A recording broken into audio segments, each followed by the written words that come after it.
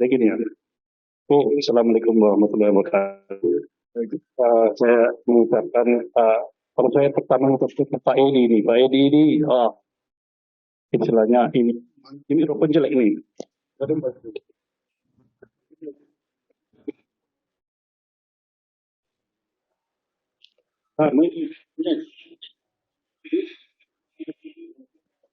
nggak ada baterai, habis baterai ya. Nah, ini sebentar. Ini tuh habis baterai ya. Pak Edi ini ya eh, lebih dari kalau dihitung tahun berapa? Kalau 91 ya udah 20 tahun ya. 20 tahun nih Pak Edi kenal saya dan banyak sekali bantu saya ya. Eh, kemudian kalau yang BMKG ini saya benar-benar baru semua orang-orang yang saya lihat ya. Dulu kan apa ada habis grupnya Pak Gunawan ya. Itu ada Pak Mesok. Sekarang grup baru semua. Ini juga ketuanya nggak kenal saya. Setelah baru tahu saya ada ketua BMKG yang baru itu baru tahu juga. Ya, oke, akan saya mulai aja. Jadi pada intinya saya akan apa namanya eh, mempersoalkan gitu ya kerawanan ya. Karena sebetulnya apapun yang ada di atas sana sebetulnya penyebab utamanya itu awan itu kalau saya lihat ya. Jadi awan itu kalau kita lihat kalau dia tumbuh dari bawah dia naik. Kalau dia nggak keangkat dia nggak akan terjadi hujan, nggak akan terjadi es atau nggak terjadi salju. Nah kalau dilihat di sini awan itu terangkat. Ya yang pertama turun itu kan hujan. Kalau dia naik lagi ke angkang, dia bisa es itu menjadi tadi. Kalau naik lagi salju. Nah pertanyaan, kenapa di Indonesia tidak pernah salju? Ya kan begitu. Kalau dia teori sederhana, mestinya di Indonesia harus pernah terjadi salju, tapi nggak pernah. Nah, yaitu nanti itu ya, Bapak itu. Kemudian kita melihat ini karena gambar ini jelek sebetulnya, bukan gambar yang sebenarnya. Ini kan kartun. Jadi pada saat udara terangkat, itu yang pertama muncul awan itu ada awan stratus, baru nimbus stratus, baru altostratus, baru stratus, baru dia nanti awal awan cumulus dan yang itunya, yang teman-teman yang lain. Terus ini adalah fundamental, nggak bisa maju. Nah ini seperti yang saya katakan tadi, pada waktu awan itu terangkat, jadi istilahnya terangkat, awan itu terangkat, kalau ada interkondensasi atau debu-debu, nah persoalan kalau nggak ada interkondensasi, nah itu ada yang disebut namanya Bergeron proses atau proses bergeron. Proses bergeron itu mengatakan bahwa kalau ada fluida yang naik, apa namanya naik, dia kelewat gunung, dia akan menjadi es. Es itu akan menjadi inti kondensasinya. Jadi itu terjadi di Indonesia, apa namanya, menjadi inti kondensasinya adalah es. Hujan itu, bahkan hujan itu kalau terangkat lagi sedikit lagi dia menjadi hail ya. Tapi terangkat lagi kalau dia teori tadi kan menjadi salju, tapi nggak pernah di Indonesia. Nah kan ya, dan terus ini adalah proses semua awan terbentuk apa dewasa baru menghilang ya menjadi hujan. Itu semua apa namanya teori dasarnya. Terus kenapa lambat? Nah ini yang saya katakan apa tadi ini adalah fundamental daripada apa namanya ini nggak kelihatan persamaannya, padahal persamaan inilah yang paling penting. Persamaan inilah persamaan saya turunkan dari persamaan apa hukum kekekalan atau hukum termodern pertama. Nanti dari hukum apa diturunkan oleh Clapeyron, yaitu menunjukkan perubahan fasa yang tadi dari cair menjadi padat ya, menjadi salju. Apa beda es sama salju? Kalau dia es, dia batu kecil kan. Kalau salju, batu es yang bergabung. Nanti di sebenarnya. Terus ini karena itu yang gak bagus ya, jadi nggak. Padahal itu persamaan apa namanya yang intinya. Terus, nah ini kita lihat nih kalau yang belum pernah melihat es, begini, bukan es krim ya. Kenapa bisa begitu? Nah ini yang hujan detik. Nah ini yang salju, itu berbeda apanya itunya. Terus harus cepat katanya boleh. Nah, ini adalah proses apa itu background proses itu. Kalau dilihat di Indonesia, di sini terjadi, di sini bisa sampai di sini. Ini nggak pernah, ini nggak pernah terjadi di Indonesia. Nah, mengapa? Itu jawabnya itu harus Pak Edi yang jawab itu. Ya orang bekas 8 ya, Birin sekarang itu. Kenapa itu apanya kan? Terus, nah sebenarnya kalau kita lihat, eh, bagaimana kalau nggak ada bulan? Kan itu problem. Ya, semua yang menyebabkan awan itu fundamentalnya adalah posisi bulan dan matahari atau disebut namanya itu sebagai apa sistem pasang surut ya. Coba lihat apa itu? Itu Januari, Februari segala macam. Jadi yang paling kuat pengaruhnya di dalam cuaca itu untuk menentukan awan itu adalah pasang surut bulan. Kalau nggak ada bulan, apa yang terjadi di dunia nggak ada bulan, ya kan? Ya, terus nanti saya perlihatkan ke bapaknya. Ini adalah kalau di Indonesia proses terbentuknya awan itu kemungkinan besar hanya model kayak gini, konveksi, konvergensi. Nah, ini kalau ada laut dengan darat atau darat dengan laut atau pegunungan. Di kita tidak ada front ya.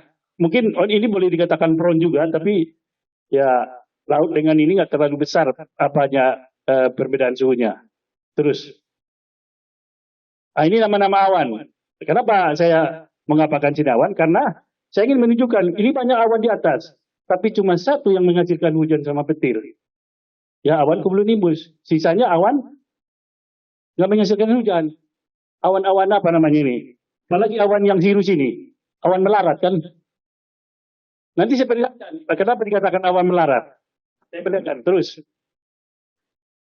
Nah ini adalah instansi sekolah lain ya, awan yang di mana awan besar terus terbentuk seperti garis, kemudian terjadi ledakan-ledakan. Kemudian ini adalah awan hujan atau awan petir ya, cumulonimbus ya. Nah ini nggak usah lah. Terus, kenapa diam? Lagi ngobrol ya. Nah, jadi ini saya melakukan eksperimen numerik. Jadi eksperimen numerik ini saya mau mengembangkan 1, 2, 3, 4 persamaan. 4 persamaan itu nanti kita pakai, akhirnya dapat terus ya. Kenapa diam? Nah, akhirnya kita dapatkan persamaan tadi mestinya ada porositas ya. Porositas itu kemudian kita kembangkan persamaan streamline terus lama ya. Nah ini persamaan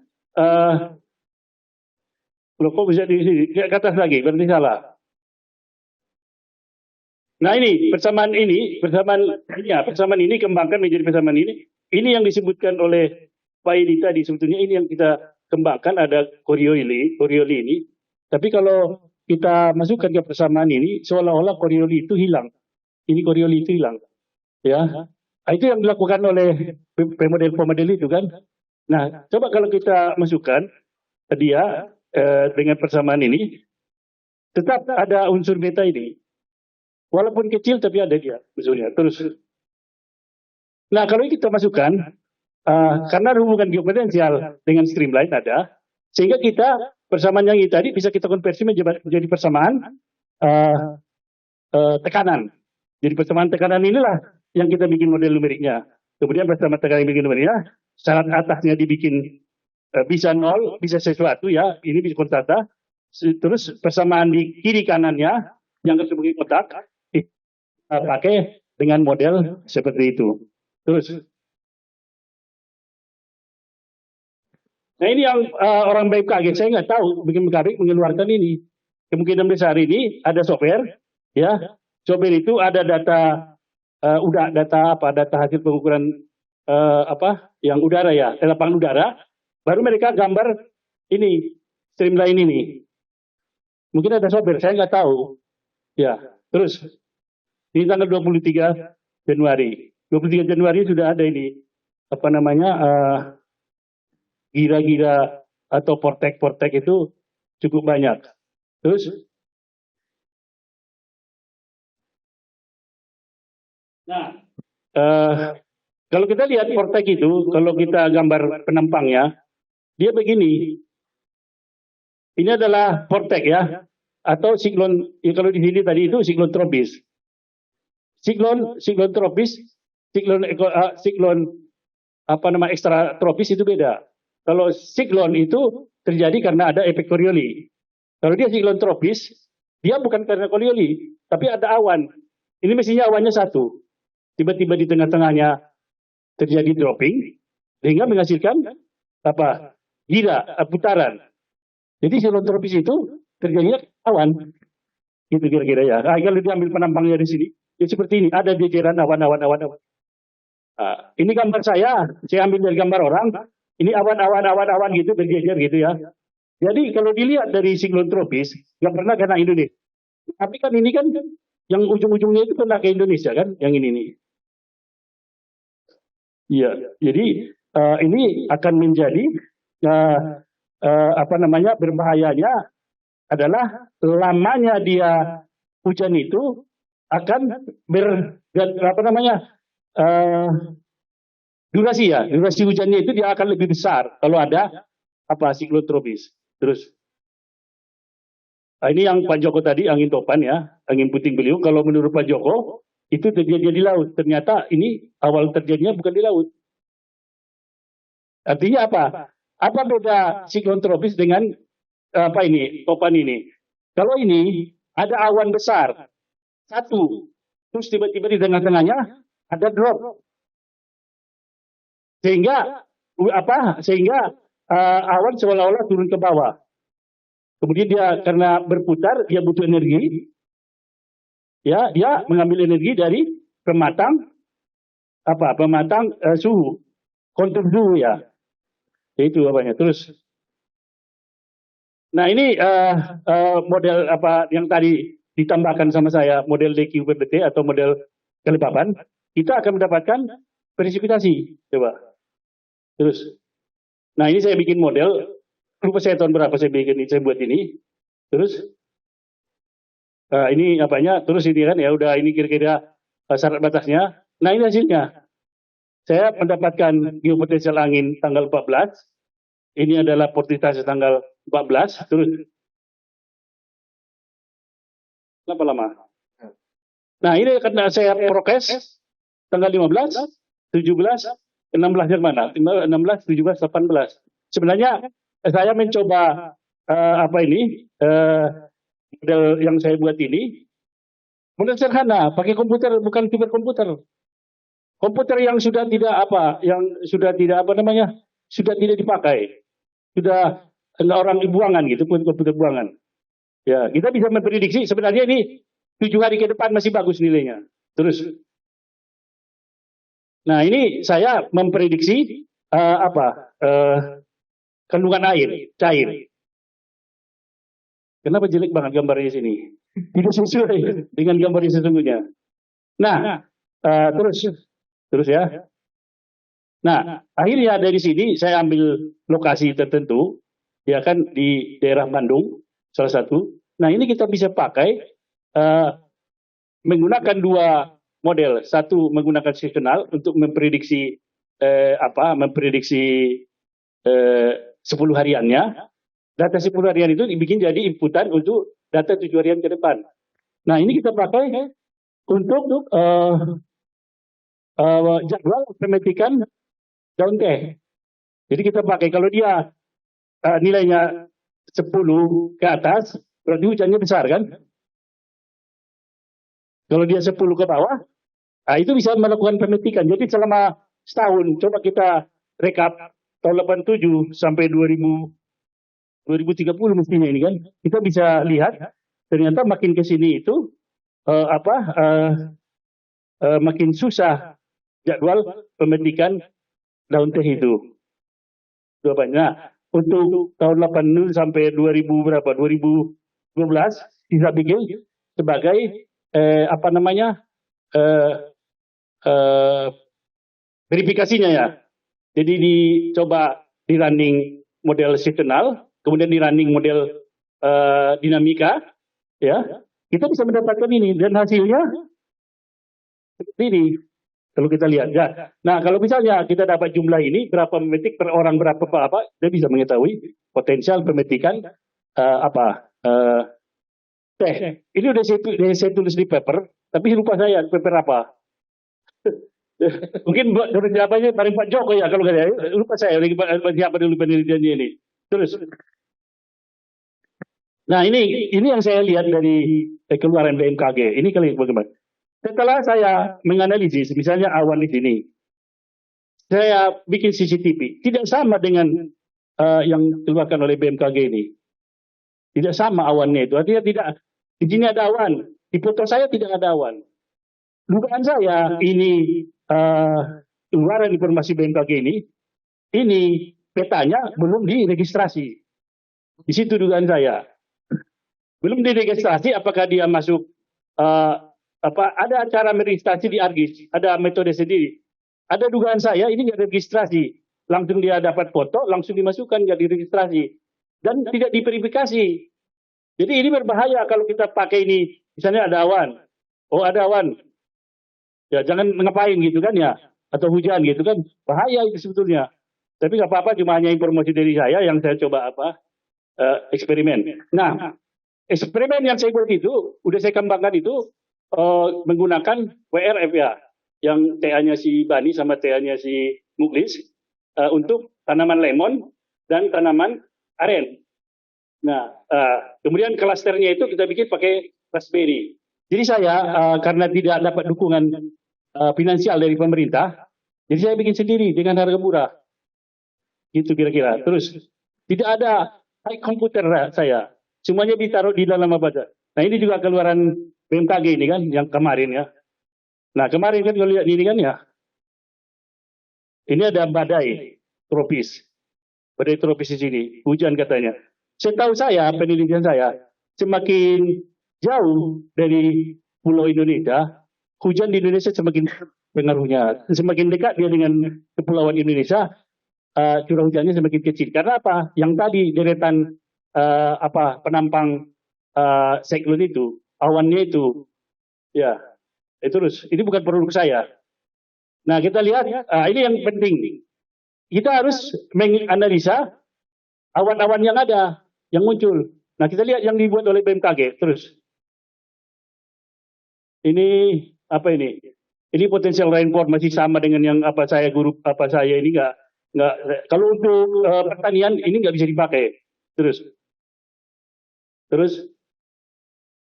nah ini apanya? Terus ini kan awan yang muncul. Nah ini bukan ini. Terus ini apa ini? Ini tipe awan. Tipe awannya ini. Ini adalah penting buat pertanian. Kenapa? Kalau dia awannya besar, kalau dia awannya kumulus, akan berpeluang hujan lebat. Nah kalau dia hujan lebat di pertanian, kalau kita mupuk, hilang itu pupuknya, terbawa air. Jadi sangat berbahaya BMKG mengeluarkan ini kalau ini data belum diregistrasi. Itu seperti kita misalnya mau selawat, itu ya, mau selawat belum disunat, itu permasalahannya. Jadi ini juga gitu, kita selawat belum bisa syahadat kalau belum disunat. Nah itu BMKG juga begini data ini. Terus, tapi ini data yang paling penting. Kenapa? Ini adalah menunjukkan awan. Kalau dia merah, awan apa? Cumulonimbus itu artinya ada awan hujan itu. Hujannya besar. Kalau dia makin area yang dia makin besar hujannya itu. Terus. Nah ini juga keluarannya produknya BMKG ini kan. Terus. Nah, setelah kita bikin WRF itu, saya pakai itu untuk pengelola lahan. Pengelola lahan itu apa? Merancang masa tanam satu ronde masa tanam, ya kan? Jadi kita menghitung kebiasaan tanam, transpirasi dan teman-temannya, sehingga kita bisa merencanakan dalam satu kali putaran atau setahun itu kapan kita menanam padi, menanam palawija dan sebagainya. Itu namanya pengelolaan lahan. Terus kemudian kita memanfaatkan data apa namanya, awal musim. Awal musim itu sangat penting untuk menentukan kapan mulai musim tanam. Dulu saya penelitian di mana itu di Indramayu ya, itu membuat kalender tanam. Setelah saya bikin kalender tanam, petani saya suruh nanam, nggak mau kasih uang, mau mereka. Jadi pada intinya petani itu dengan pemerintah caranya yang menjadi masalah. Kalau petani itu tidak ada report ke apanya, mau musim tanam apa, sawah-sawah saya, tanah-tanah saya. Kalau rugi biarin aja katanya, susah. Kalau dikasih uang, dia nyari uang kan, nanam dia. Tapi ini setelah saya bikin di Indramayu, mereka malah rugi. Setelah mereka mengikuti perintah saya, mereka rugi. Kenapa? Ternyata musuh terbesar di pertanian bukan cuaca, tapi apa? Tikus. Jutaan tikus. Jadi gini bang, ayo dulu katanya, bawa saya ke suatu tempat di Indramayu. Saya pikir gelombang laut. Tapi tikus jutaan. Aku pikir gitu. Saya nggak sanggup, saya bilang. Kenapa saya bukan dokter tikus, saya bilang gitu. Ya saya nggak sanggup kalau kayak gini. Saya nggak pernah lagi ke Indramayu. Karena masalahnya bukan masalah awan, bukan masalah cuaca lagi. Masalahnya ada tiga masalahnya itu. Yang pertama tikus.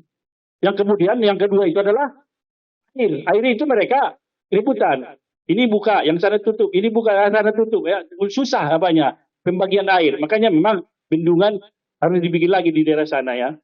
Terus. Oh, katanya 3. Apa tuh?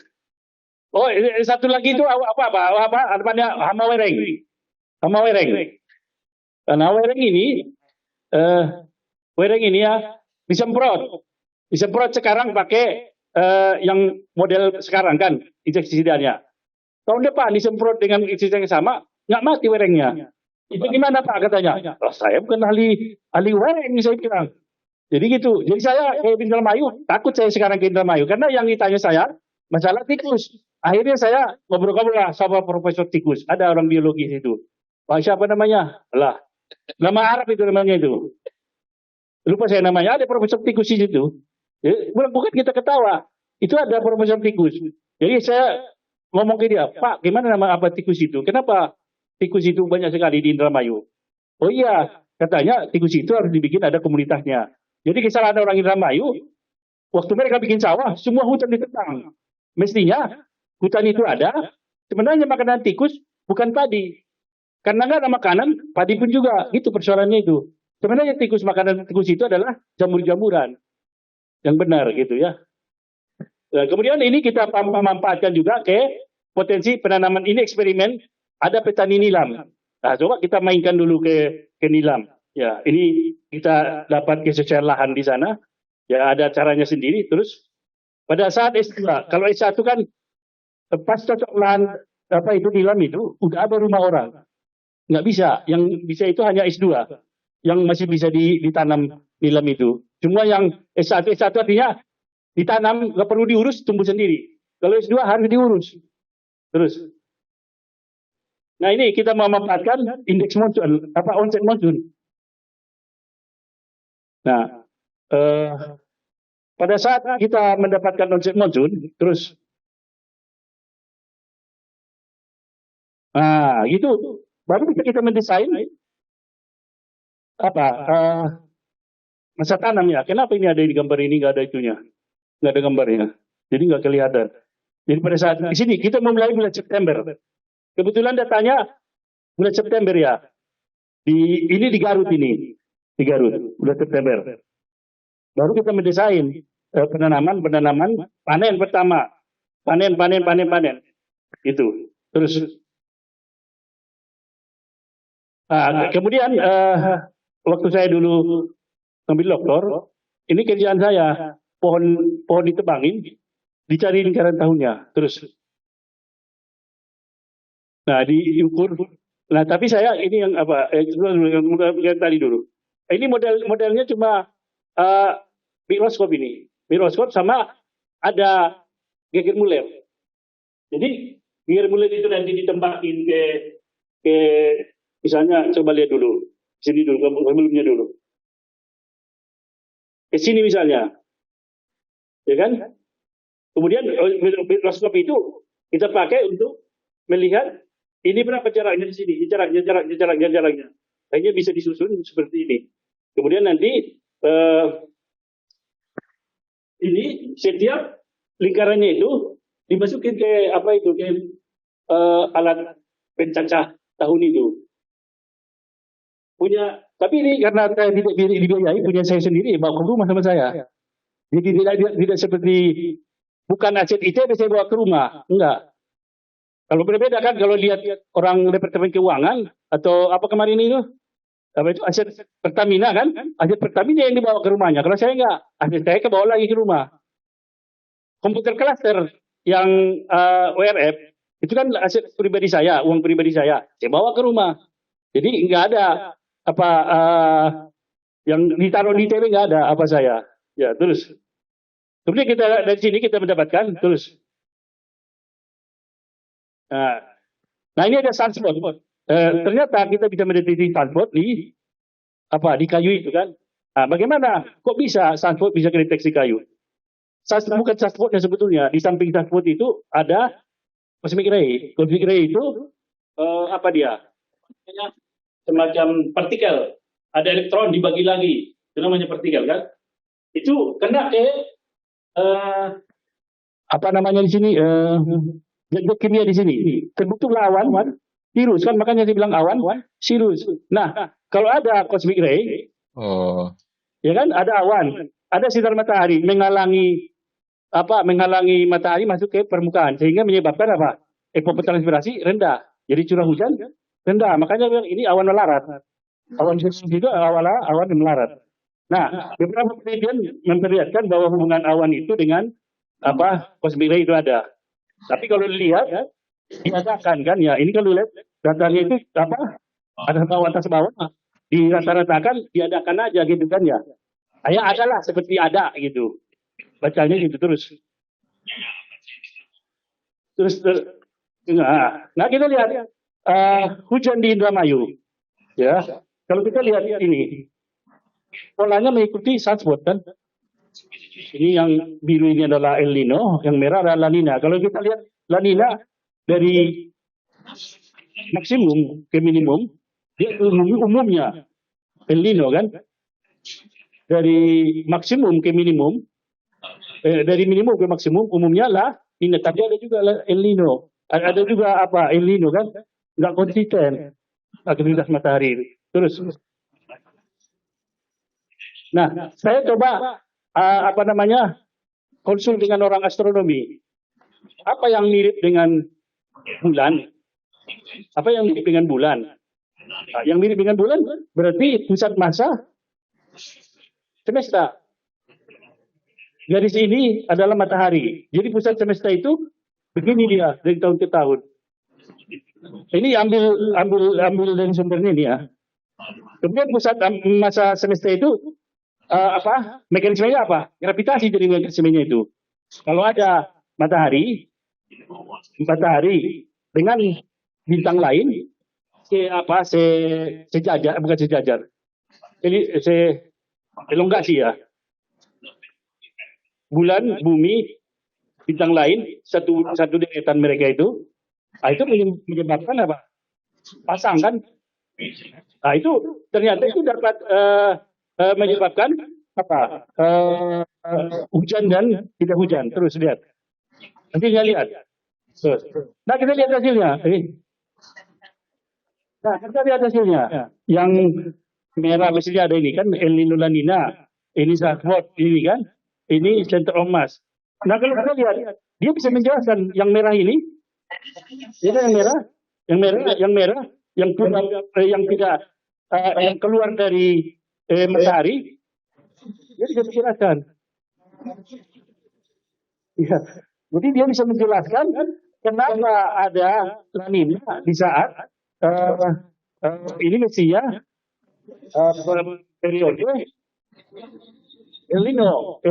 Periode La Nina ada El Nino. Ternyata ada pengaruh center of mass.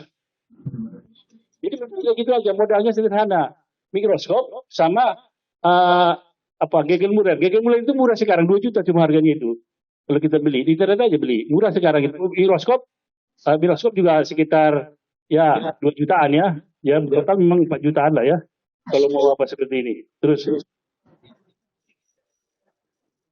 nah kita lihat fungsi pertanian dengan La Nina dan El Nino ini sangat berbeda memang apanya pada saat merah lebih kecil umumnya, tapi tidak semua. Kenapa? Karena itu jawabannya ada pengaruh gravitasi lain yang menyebabkan hujan. Nah, kemudian di pemeliharaan itu tadi di pengelolaan. Kalau pemeliharaan, setelah kita tanam pula apa itu pohon itu. Setelah tumbuh, kalau kita lihat ini daun sehat. Ini kekurangan nitrogen, kekurangan fosfor, dan kekurangan zat kimia lainnya. Nah, ini yang kekeringan. Nah, ini yang kita sorotin. Ini ya. Nah, terus, nah dari prediksi pakai WRF atau pakai model cuaca barotropis yang tadi, baroklinik bukan barotropis ya, baroklinik tadi, kita coba prediksi 7 harian. Nah, kemudian kita prediksi juga yang bulanan, tapi nggak bisa pakai model dinamik tadi. Kalau bulanan tetap menggunakan seasonal kan, kita prediksi. Yang seasonal itu kita pakai untuk menentukan masa tanam. Yang bulanan ini kita pakai yang minggu ini kita pakai untuk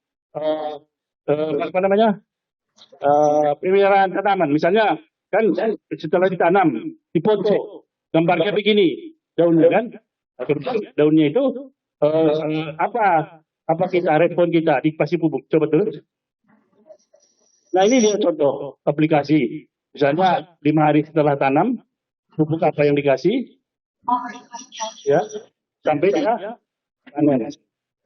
Nanti setelah kita kasih pupuk itu, kita lihat berapa hari, kita lihat daunnya apakah sesuai dengan standar gitu kan. Nah sekarang saya coba di kebun saya punya kebun 5 hektar di sana di Cililin. Saya coba sekarang itu ke pohon durian sama pohon alpukat. Ini nggak tahu ini berhasil atau tidak kan? Karena ada juga mahasiswa tugas akhir untuk jahe merah. Kenapa jahe merah? Banyak persediaan, banyak penawaran pembelian jahe merah ekspor ke luar negeri. Jadi kalau saya hitung satu kontainer bisa keuntungannya sekitar 2 sampai 3 miliar. Ya, saya pikir daripada mengusulin ke pemerintah dana riset hanya sekitar 200 juta. Saya pernah gitu. Yang pertanian yang tadi, yang di Indramayu tadi, saya 200 juta per tahun saya dapat dari dulu namanya BPD kan ya. Sekarang beri 200 juta per tahun. Sekarang saya penelitian, ada jurnalnya, ada yang pilih saya peneliti terbaik. Tapi saya heran, kemarin saya dipanggil BPK. Iya, di audit ternyata itu keuangannya. Karena bukan hanya saya, itu ada 291 dosen ITB yang terkena audit BPK, termasuk rektor ITB kan. Ya ada yang suruh ganti 600 juta, yang paling payah paling dia triliunan itu ganti. Kalau saya masih di bawah 50 juta. Saya bayar. Makanya sekarang saya nggak mau lagi menerima dan dari pemerintah. Lebih baik saya dengan perusahaan dan ini di penelitian. Ini masalahnya di ITB naik pangkat. Kalau saya SK, benar nggak? SK penelitian masyarakat, SK penelitian, tapi saya juga pangkat kan? Benar nggak Pak Joko? Nah, itu problem apanya ya? Jadi kalau kita buat ada masalah keuangan, kita bisa masuk penjara. Ada itu kan yang sudah. Sekarang itu mungkin belum ada. Saya tahun depan sudah ada itu. Karena ada yang tidak bisa mampu bayar. Saya tahu ada yang suruh ganti 600 miliar. Itu disinformasi. Kan setiap orang itu macam-macam Pak. Disuruh kembalikan uangnya itu. Dengan memakai dana pemerintah itu harus hati-hati sekarang. Karena itu diaudit oleh BPK. Nah kalau kita punya uang 10 miliar di bank, itu yang ditagih oleh BPK. Itu berbahaya uang itu. Jadi gimana caranya? Kalau Anda punya uang, jangan masuk bank, langsung belikan tanah atau belikan mobil. Bahaya sekarang itu, apalagi dosen kan udah tahu penghasilannya berapa kan, kok punya 10 miliar misalnya di apa di ATM. Itu kan curiga kan, karena banyak model kayak gitu kan penelitian di kementerian. Nanti kementerian itu transfer uang ke dosen diganti balikin lagi uangnya kan, banyak macam-macam model kayak gitu kan. Ya itu, saya kena saya, jadi udah ampun aku.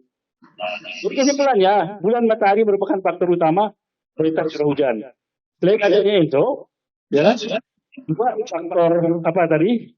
Eh, eh, aktivitas matahari itu ya aktivitas namanya aktivitas. Ada sunspot, ada cosmic ray, ada flare, banyak aktivitas kan ya. Aktivitas matahari, kemudian pergerakan pusat massa semesta. Ini juga saya bingung ini orang astronomi ngukurnya gimana saya tanya. Pakai aja datanya bang. Karena kalau ngukurnya nanti abang harus 5 tahun S1, 2 tahun S2, 3 tahun S3, 10 tahun lagi ya keburu anak saya kawin lagi saya bilang gitu. Ya udah pakai aja lah katanya. Jadi kalau ditanya ini yang sering pujian. Kalau ditanya saya ngambil data dari ini tidak. Cuma tahu saya prosesnya ya itu mekanismenya gravitasi. Ping harian dapat dipakai untuk pemeliharaan tanaman dan bulanan berguna untuk perencanaan penanaman. Terima